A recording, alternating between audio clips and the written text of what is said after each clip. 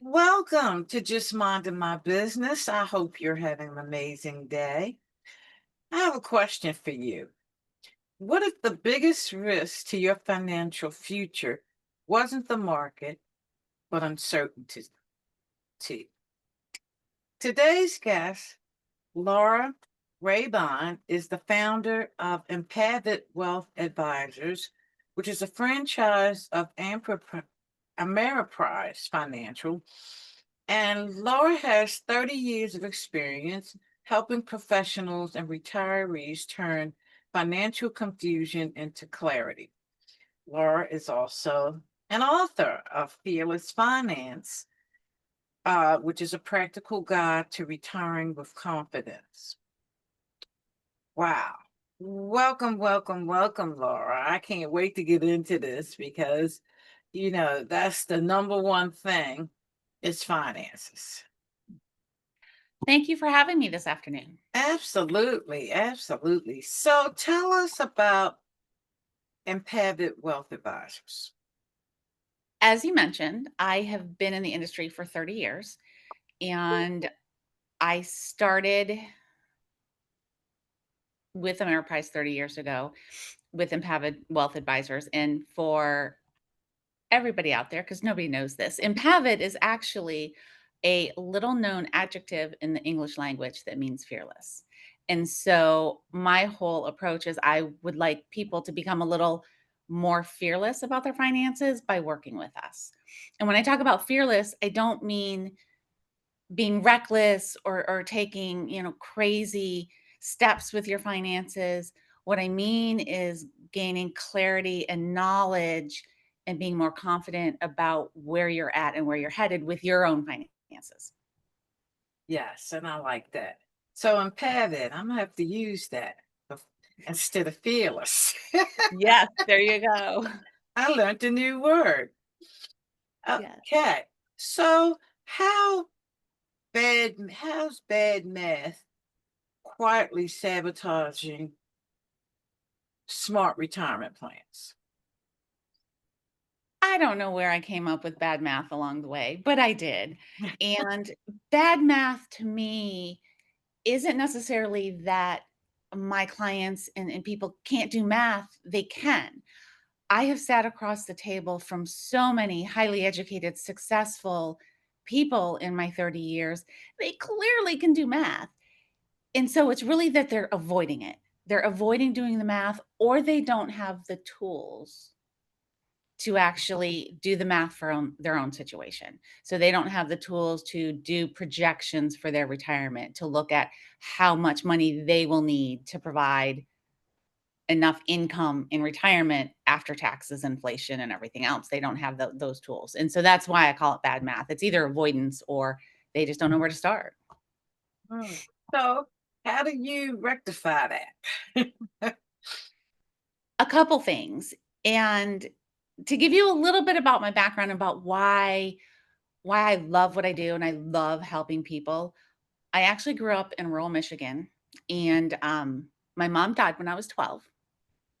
And so as a 12-year-old, I was thrust into the role of, call it, household manager, where I had to pay the bills, I had to run the checkbook, and I had an account at the corner store. I could go get groceries. And I saw friends in the rural community I lived in that struggled financially for their own family circumstances and others that didn't. And I saw kids, my friends, in different family situations where there might be two siblings. One grows up to be very responsible monetarily, and one is a train wreck. And so you have same family, two different people, and they come out two different ways.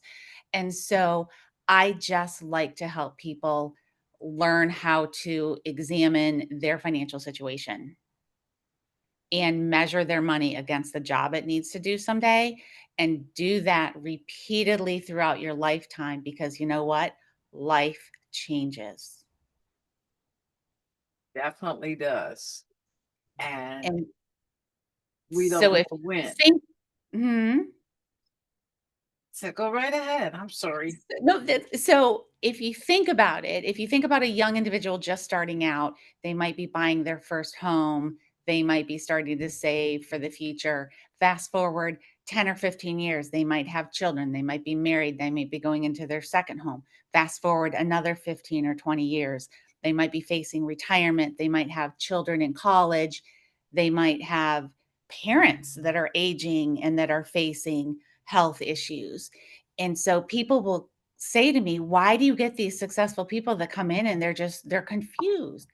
It's because life changes, and what you start out having a simplistic financial situation, and as life goes on, it just gets more complicated, and people don't know how to stop and take an inventory of what they have financially and where they're at. They don't know how to measure their money against the job it needs to do.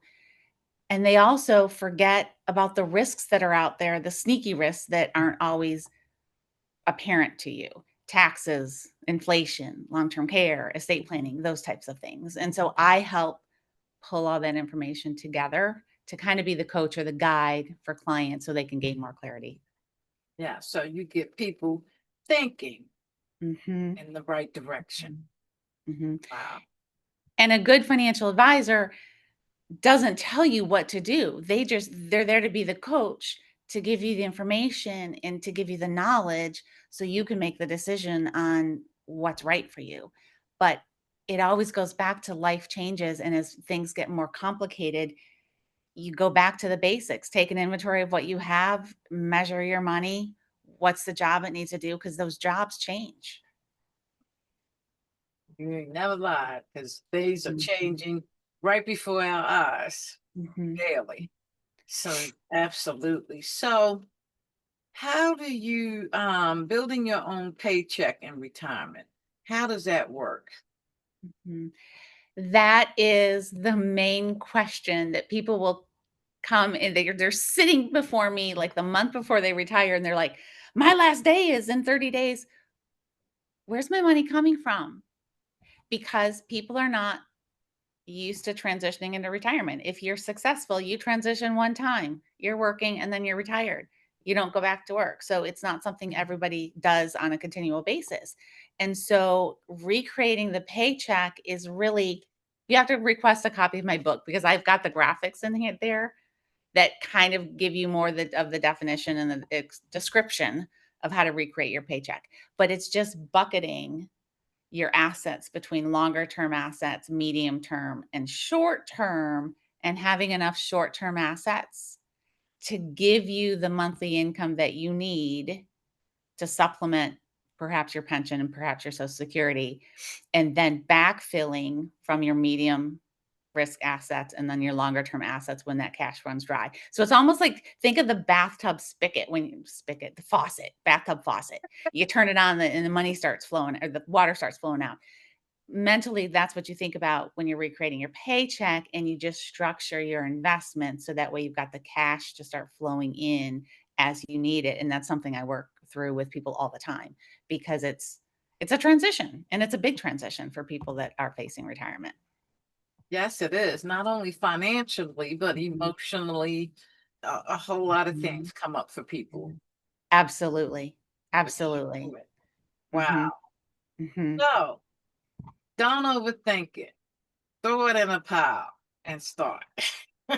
Yeah, that is the thing because I tell people throw it all in a pile, everything you have, like statements, insurance policies, lists of your expenses, throw it in a pile. I typically sort through that as the advisor, but I have had people that they come to me and they say, "I got something in the mail." Okay. It's a statement from a 401k I forgot I had. I left there 15 years ago. You're not taking an inventory on a regular basis because you knew it was there, but somewhere along the way you forgot about it. Because now you're at another job or retired or whatever, and this is found money. And if you don't do that regular inventory, it's easy to overlook something when there's all these little pieces and parts that make up your financial situation. Yes. And Okay. I feel I wrote the book. One of the main reasons I wrote the book is because I sit across the table from so many highly educated, successful people that really truly just say, what's next? How do I know if I have enough? And I wanted simple to understand concepts that everybody can go back and refer to, whether their situation is simple or it's complex.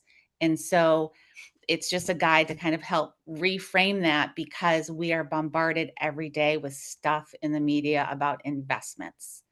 And so people start to get that one lane highway of investments and they forget inflation, taxes, long term care, estate. Like there's all these other things that can impact your finances to the negative if you overlook it. So, since we're talking about the book, tell us what people can get from the Fearless Finance. You gave us a little bit, but give us some more. So there's several concepts in here in the book that you can get. Some of it talk, as I said, measuring your money, taking the inventory, but there is a whole chapter on how do you assess your risk and your asset allocation. There's also a lot of information in here about how do you protect your financial future. You could have the best investments and you could have done the best for yourself investment wise and really saved. And down the way, neglected healthcare, long-term care, and find yourself in retirement where you need to pay a lot of money for long-term care expenses. And that could really, really severely impact your finances. And it doesn't matter how well you did investment wise, the long-term care expenses kind of gave you a flat tire, so to speak, financially. Same thing with taxes. If you don't manage your tax strategy, have a good CPA, know what you're doing when you're doing it, you end up having more of a tax issue than you could have. So there's these sneaky things in there. One of the other main topics that you can get from my book is estate planning topics. And I know we all talk about go talk to your attorney regarding whether you need a will, whether you need a trust, and it's very important to have a good estate planning attorney. But what I do is also remind my single people mostly, but also my couples, talk to your attorney about what you need to put into place and who you need to put into place in the event that you are still here, but you are not competent. Who's going to step in your place? I have seen very good outcomes in these unfortunate situations, and I've seen disaster with clients where they put a child, son or a daughter, and that person comes in and thinks they know everything and upheaves the apple cart and just ruins the entire retirement picture. And I've seen other kids that come in and they really take care and financially do the right thing. So you have to make sure. Um, one of the couple other things that you can learn from the book: digital assets, not something everybody talks about when it comes to estate planning. And it's just because it's newer on the scene. If you think about it, we've always had wills and trusts and, beneficiary designations, but digital assets, that's kind of new, right? Last, I don't know, 20 years, however long. Think of what you have stored: photos, social media accounts, online bank accounts, um, my mind just went blank. There's a bunch of things you have stored online, and you can't necessarily just leave a password list and say, "Oh, my one of my children will go get the password list and go in there." They can't do that. And I've had good stories and bad stories. I've had bad stories where, a child went into dad's email after he passed and found all the emails to the other woman. Well, that wasn't necessarily for the family to get. I've had children that go in and take all the family photos and won't share them. And so you have to think about who's in charge of digital assets and put that in your documents and talk to your attorney. Mm. I never thought about the digital stuff because I'm really Mhm. digital. And yeah, my son has the passwords, but how now I have something to think about. How do I want him to handle it? Well, and you also need to consider the, I want to say, terms of service. When you sign up for your email account, Yahoo, Google, Microsoft, whatever it might be, or any online account, do we ever read that when we sign up and create our account? Do you read the fine print? No. Probably not. It's so much.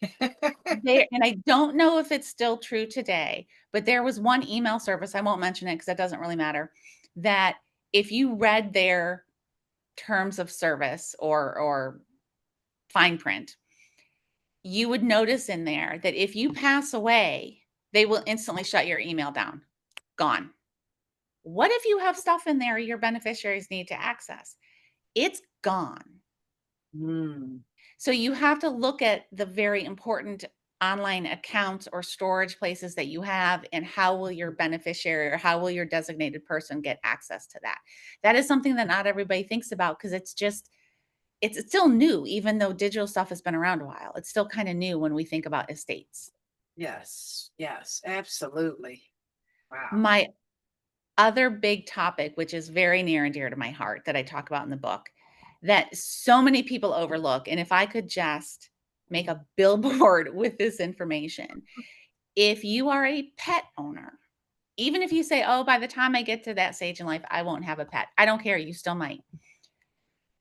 A pet trust. If you're doing your state documents, you can easily talk to your attorney about drafting a pet trust in your documents because there are too many pets that get dumped at the shelter and especially senior pets. I'm a big senior dog rescue, as you can tell with the pictures back there.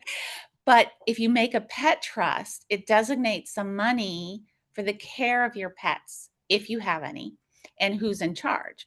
Because I tell you, I see it over and over and over and over with all the time I've spent in the rescue field, is someone will say, oh, my daughter will take it.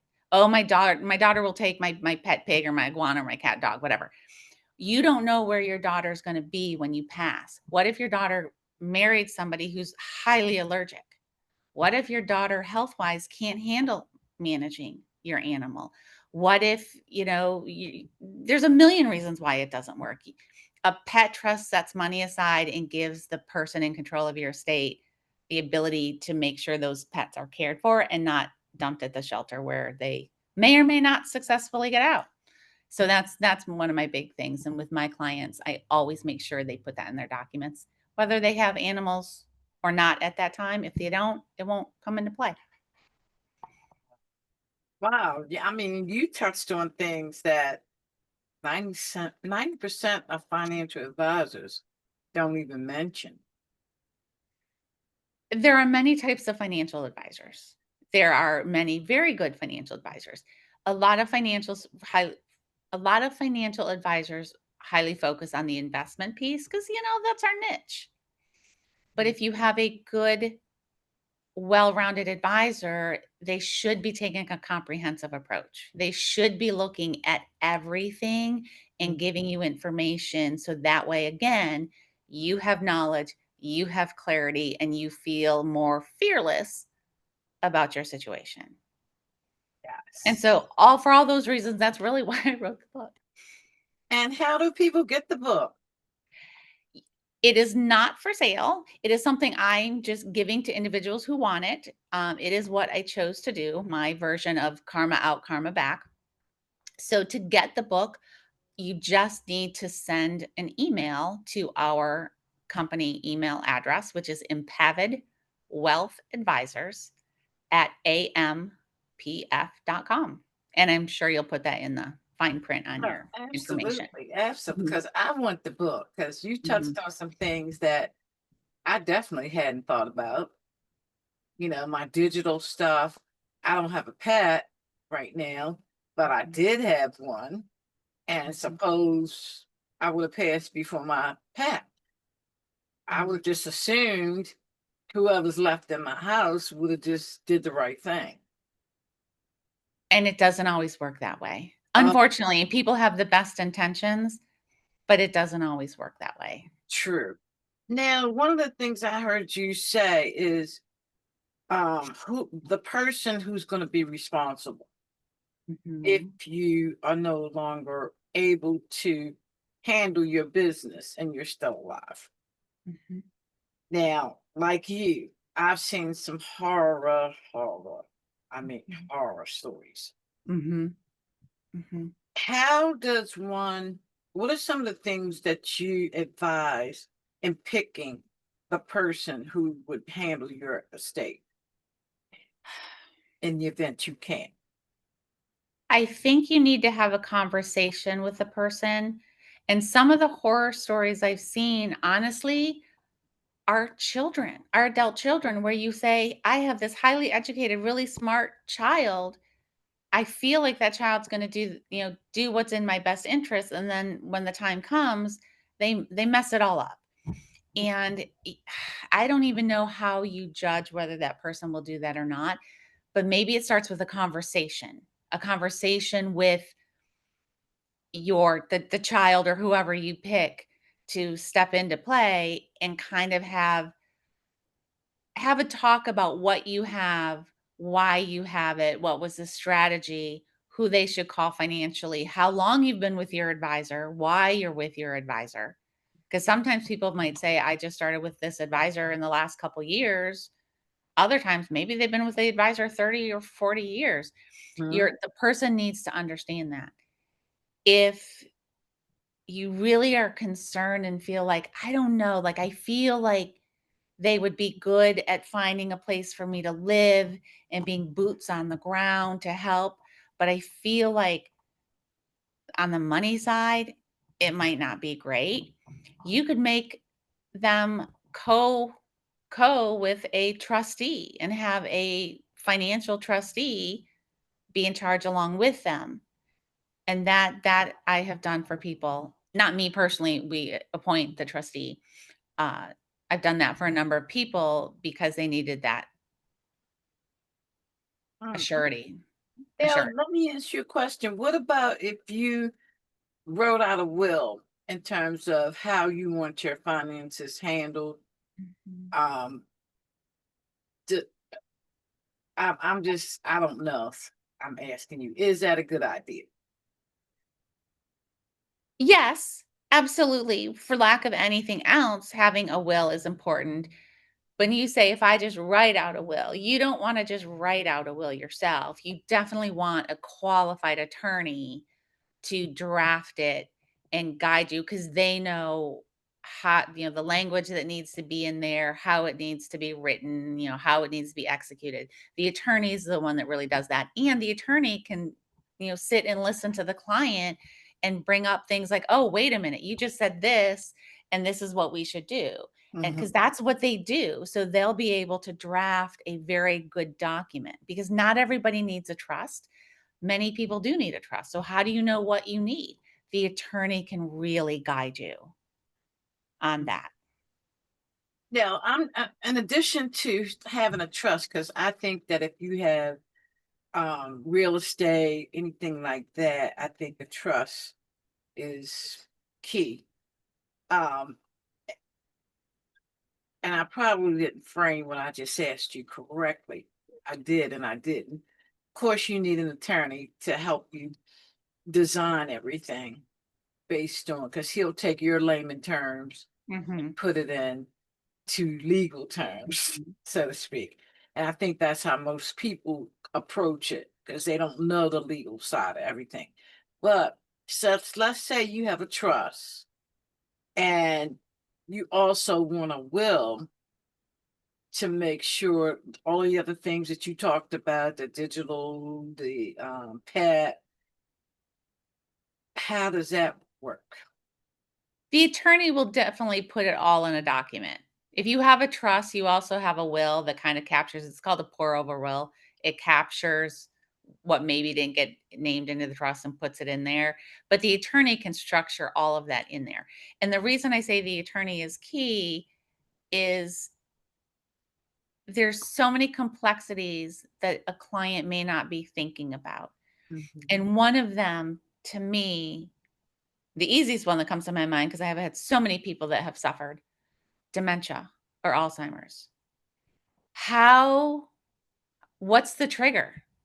Do you have one bad day? Whoop, there's a trigger. We take over. Do you have two bad days? Because with dementia or Alzheimer's, maybe you have a bad day and then you're clear for a certain time period and then you have another bad day. So you have to have, and I had a client in the situation where we sat down with the attorney and the attorney talked through with him, how do you want it declared that the person steps in.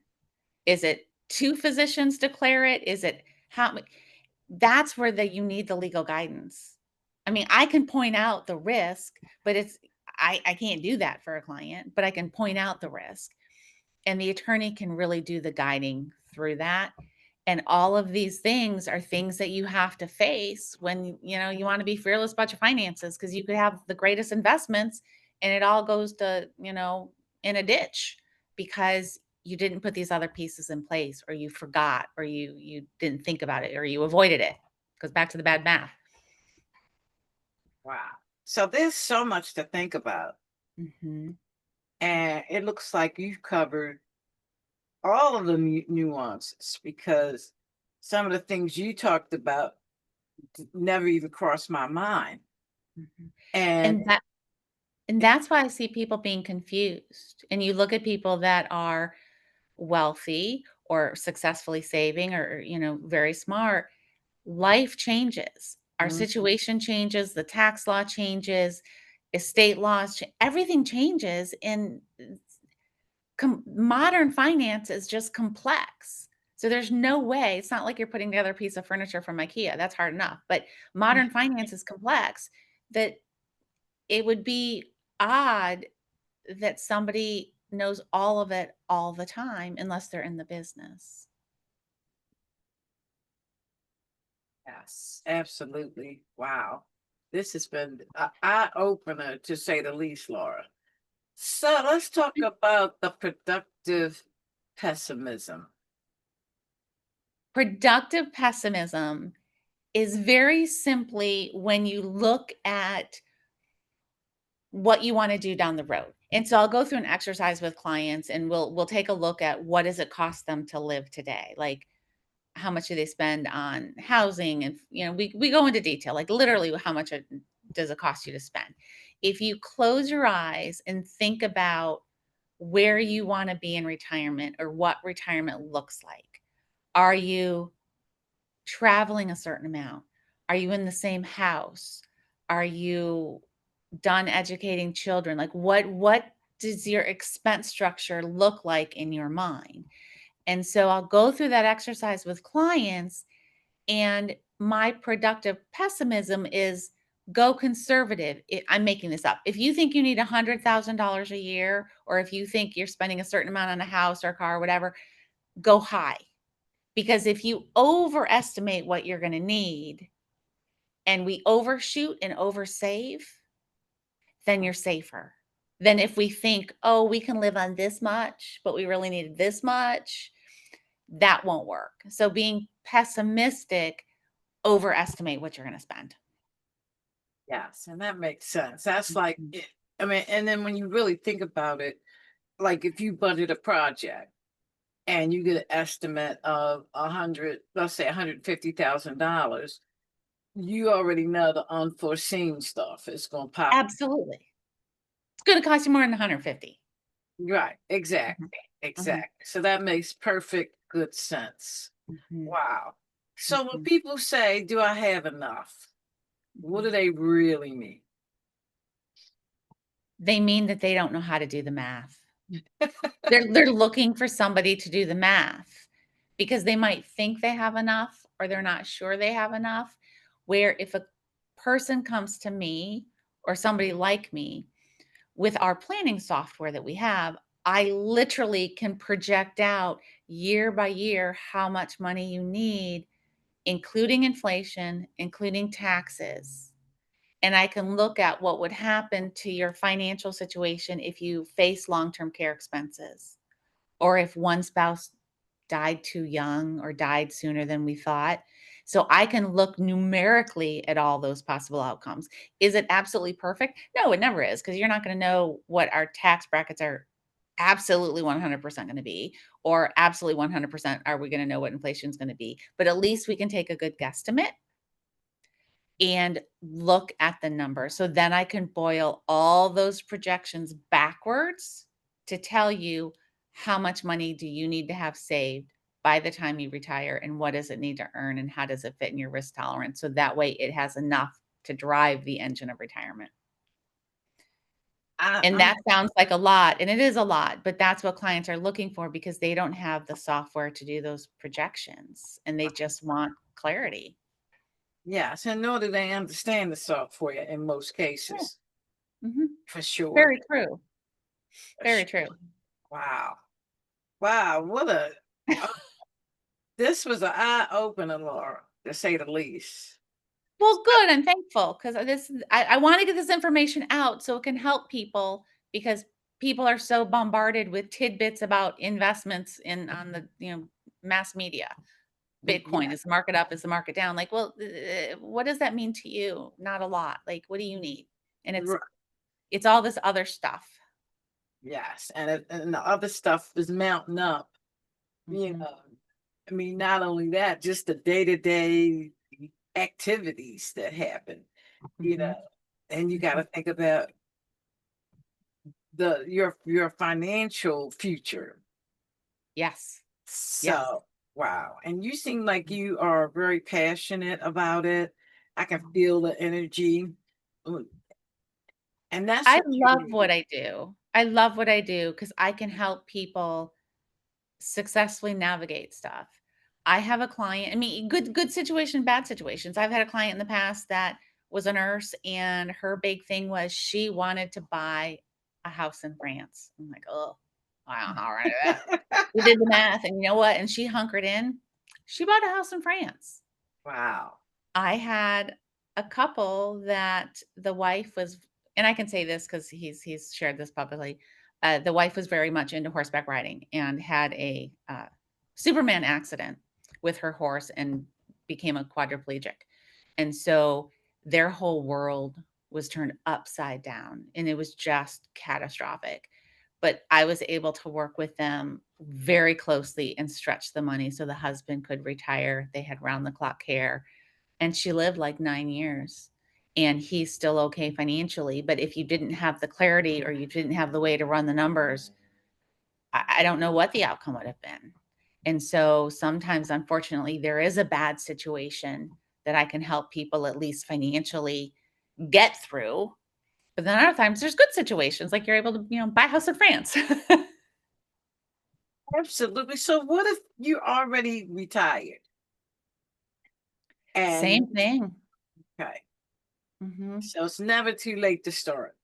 It is never too late to start. I've had retirees that come in, they've lost a spouse, and that's the spouse that dealt with the finances. So the survivor comes in and says, I don't know what to do. I don't understand this stuff. He did it or she did it. I've had retirees come in just last week that retired early, that successfully saved and made their plan and retired early. And they're like, our healthcare might go up to $36,000 next year. We're terrified. How is that gonna impact us? We don't wanna go back to work. So stuff's constantly changing, and Mhm. it doesn't mean even if you're not working, it doesn't mean life stands still. It continues, and you still need to alter your goals based on the changes in life. Yes, yes. So if people want to connect with you, Laura, and Mhm. get the book, how do they do so?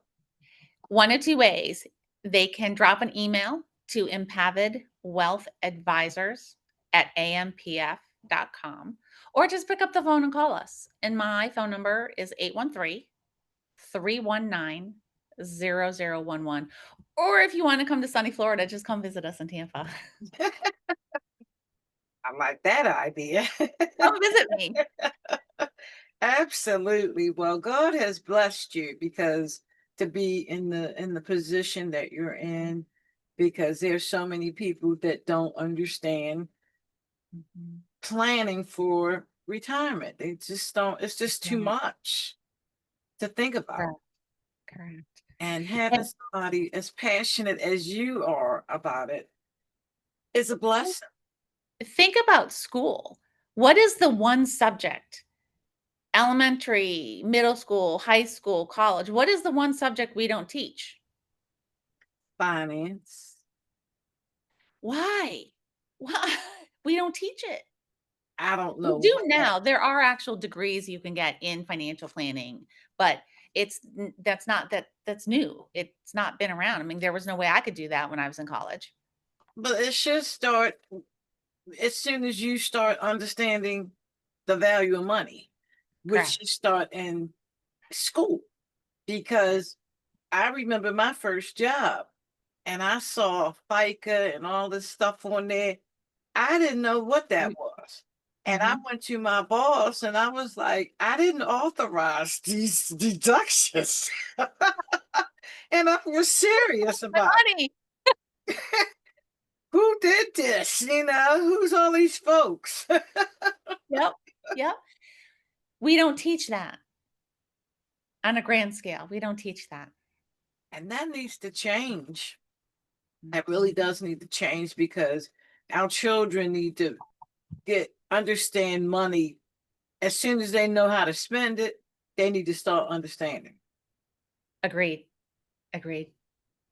Well, that's your next future. I don't know about that. I don't know about I that. see you doing that now, for sure. But it has been a blessing to have you here, and I love your passion around finances and helping people to figure out the retirement years. You just you made my day, Laura. That's all I can say. Well, thank you. I think my last comment would be it can get overwhelming and the subject is vast and there's so many different nuances and things to think about. Just start. Mm, Just start. And you can do simple, small things and take movement in the right direction. Don't let it overwhelm you. Take baby steps. Do something. Do something. yes, and that's how it all works. Mhm, Especially when I mean, what's that old saying? You don't want to eat the whole elephant. mhm. You want to take a bite at a time, Exactly. and You that's how you attack just about everything in life. you don't have to know everything to take action. I True. mean, for many people, the first step could just be send an email, say, "Hey, lady, I want your book," and Yes. then read it. So that could be a step. And a step could be find an advisor you're comfortable with wherever you are. Find somebody that can teach you. Yes. Yeah. Absolutely. So again, Laura, let give your information one more time, please. The email is Impavid Wealth Advisors at ampf.com. And the phone number is 813-319-0011. Okay, and I will definitely make sure this information is in the show notes. And Perfect. thank you so much for taking time out of your day to join us today.